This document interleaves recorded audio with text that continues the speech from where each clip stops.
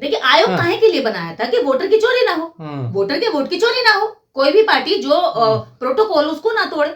लेकिन यहाँ तो खुले आम चुनाव आयोग बीजेपी से प्रोटोकॉल तोड़वा रहे हैं, बीजेपी से वोट चोरी करवा रहे हैं। और जो बीजेपी के खुद नेता होते हैं, नेता हैं, एक केंद्रीय मंत्री जीतन राम मांझी कह रहे हैं कि हमने वोटों की हेराफेरी करा के अपने एक प्रत्याशी को जितवाया, और दूसरी बार अब की बार हमारा प्रत्याशी ने हमें फोन नहीं किया, वो केवल 2600 वोट से हार रहा था, 1600 वोट से सॉरी। अगर वो हमें फोन करता तो हम उसको नहीं हारने देते, वो घर चला गया लेकिन फोन नहीं किया। तो जो खुले आम इस बात का सबूत दे रहे हैं और आगे जिताने की गारंटी भी दे रहे हैं, तो किसी तो आधार पे दे रहे होंगे भाई, किसी आधार पे तो दे रहे होंगे। चुनाव आयोग को ये सुनना चाहिए, मीडिया इसको चला रहा है। अगर हिम्मत है तो चुनाव आयोग उनकी जांच कराए, जो प्रत्याशी जीते थे किस तरह से जीते थे, निकलवाए उनको।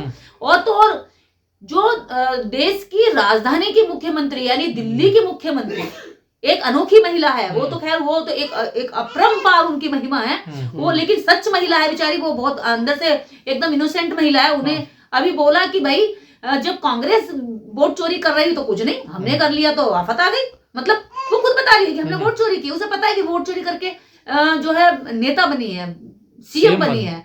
अब मुझे ये समझ में नहीं आता कि मोदी जी ऐसी ऐसी महान हस्तियों को, महान विभूतियों को कहां से ढूंढ के लाते हैं कि वो इन्हीं की पोल पट्टी खोल देते हैं खुले मंच पर। तो फिर भी विपक्ष तो कुछ नहीं कर पा रहा ना। देखिए इस देश के अंदर पक्ष मजबूत नहीं है, विपक्ष कमजोर है, क्योंकि विपक्ष के अंदर भी कहीं ना कहीं बेईमानी करने की, घोटाला करने की नीयत है।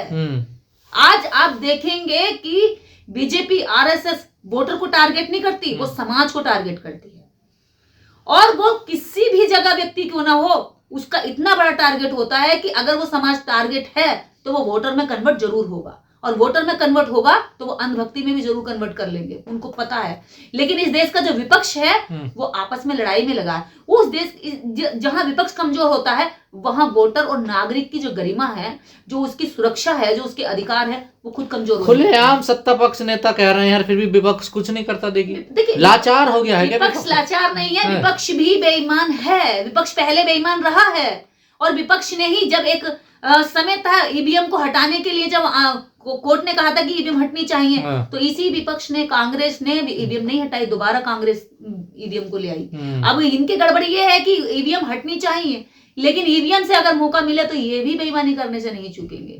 पर मैं आज ये कहना चाहती हूँ, पर जनता तो पिस रही है ना। देखिए मैं जनता से तो कह रही हूँ, ना तो बीजेपी से नफरत है, ना कांग्रेस से नफरत है। नफरत है हमें इस बात से कि देश की जनता के अधिकारों को रोंधा जा रहा है, उनके वोट को बेईमानी से छीना जा रहा है, हड़पा जा रहा है, और अपनी मर्जी से मनमानी सरकारें बनाई जा रही हैं।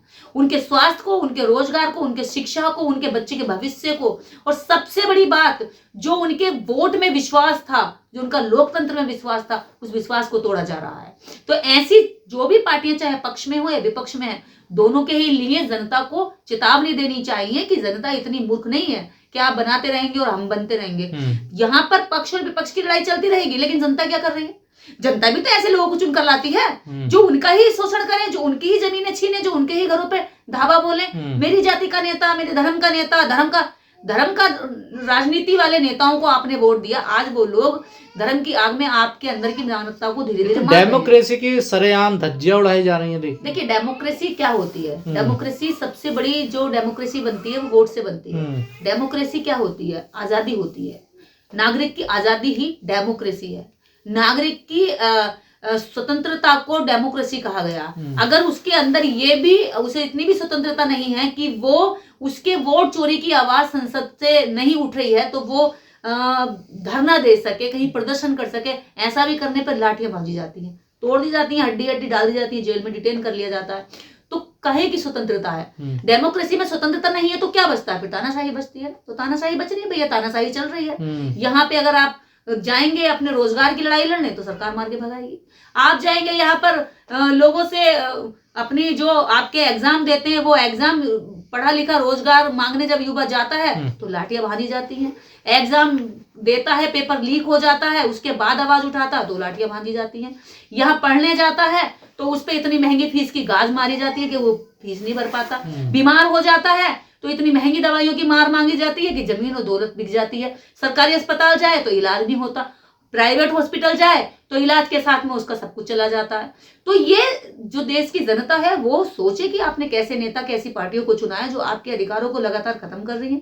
साथ ही साथ आपके, अभी आपने देखा होगा राघव चड्ढा एक बिल लेकर आए हैं, एक पर्सनल बिल लेकर आए हैं कि कोई भी व्यक्ति किसी भी धर्म के खिलाफ कोई आवाज उठाए तो उसे तुरंत जेल में डाल देना चाहिए। वाह भाई वाह, राघव चड्ढा ने कुछ अच्छे बिल पेश किए, कुछ अच्छी चीजें, मुद्दे उठाए, हमने उनको समर्थन दिया, लेकिन यह आदमी एक ऐसी घटिया सोच का व्यक्ति निकला। आप बीजेपी को तो कह रहे हैं कि बीजेपी जो है हिंदू, अगर आप बीजेपी को ट्रोल करते हैं तो एंटी हिंदू या एंटी सनातनी कहकर उनको जेल डाला जाता है, लेकिन आप तो उससे भी खतरनाक और बेहद डेंजर बिल लेकर आए जनता के खिलाफ कि आप तो सीधे कह रहे हैं कि भाई वो तो बुलडोजर चलाते हैं। आप ऐसा बिल ला रहे हैं कि बुलडोजर तो नहीं चलेगी लेकिन आपका घर जरूर होगा पर घर में आप नहीं होंगे, आपको जेल में रहना पड़ेगा। तो ये कैसे लोग हैं, कैसे लोग हैं कि विपक्ष पक्ष को गालियां भी दे रहे हैं और पक्ष की समर्थन का काम भी कर रहे हैं। मतलब विपक्ष में रहकर भी जो है ये नेता पक्ष की राजनीति कर रहे हैं। क्यों? क्योंकि इनकी सोच, इनके विचार, इनके एथिक्स बिल्कुल वैसे ही हैं जो इस समय पक्ष वाली पार्टी चला रही है। तो रूलिंग पार्टी के साथ इन लोगों का टाई अप है। ये बस जनता फुटबॉल है, कभी इधर लुढ़केगी तो कभी उधर लुढ़केगी। ये आपस में खेलते हैं कि भैया इतने दिन हमने चला लिया, अब तुम्हारे हाथ में दे रहे हैं। अंग्रेजों से तो आजादी मिली, लेकिन ये काले जो इस देश के अंदर विदेशी रह गए हैं, इन लोगों से अभी देश की जनता को आजादी लेनी बाकी है और उसके लिए आपको शिक्षा और अपने अधिकारों की जानकारी बहुत जरूरी होनी चाहिए। देखिए, एक मंत्री खुद जब ये बात स्वीकार कर रहा है तो आप सोचिए कि अब तक के दिए गए सबूत जो चुनाव आयोग को दिए जा रहे हैं लगातार, अब उन सबूतों पर क्या सवाल उठाया जा सकता है। यानी एक एक सबूत बिल्कुल सही आधार है कि वोटों की चोरी की जा रही है, चोरी की जा रही है, गड़बड़ की जा रही है। और सबसे बड़ी बात जो इस तरह से जीतन राम मांझी कह रहे हैं वो बिल्कुल सही कह रहे हैं।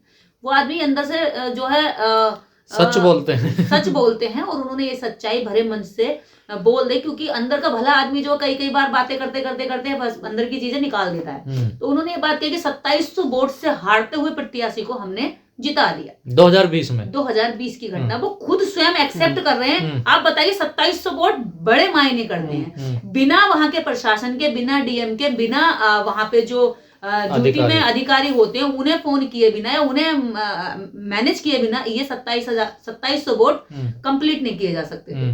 तो कहां कहां धांधली की होगी ये खुद जानते होंगे अधिकारी, और समझ रहे होंगे कि मैं क्या कह रही हूँ। अधिकारियों पे पूरा प्रेशर होता है। सबसे ज्यादा जो टारगेट दिया जाता है वो डीएम को दिया जाता है और डीएम नीचे के अधिकारियों को टारगेट देता है कि तुम्हें ऐसे करना है। वोटों को, उन वोटर को रोका जाता है जो बीजेपी एंटी होते हैं, या उनको देर से रखा जाता है, या उनकी आईडी में गड़बड़ की जाती है, उनके वोट कटवा दिए जाते हैं बहुत सारे तरीकों से, या उनके फर्जी। चुनाव आयोग क्यों नहीं एक्शन ले रहा? रेखा गुप्ता भी कह रही थी, देखिए दिल्ली चुनाव आयोग पूरी तरीके से बीजेपी का हो चुका है। वो बीजेपी ने पूरी कैप्चर कर रखा है। चुनाव आयोग में जो आयुक्त हैं पूरे बीजेपी के भक्त हैं, और ऐसा पहली बार हुआ है आजाद भारत में कि जो स्वतंत्र संस्थाएं थी वो पूरी तरीके से आज बीजेपी हैक कर चुकी है।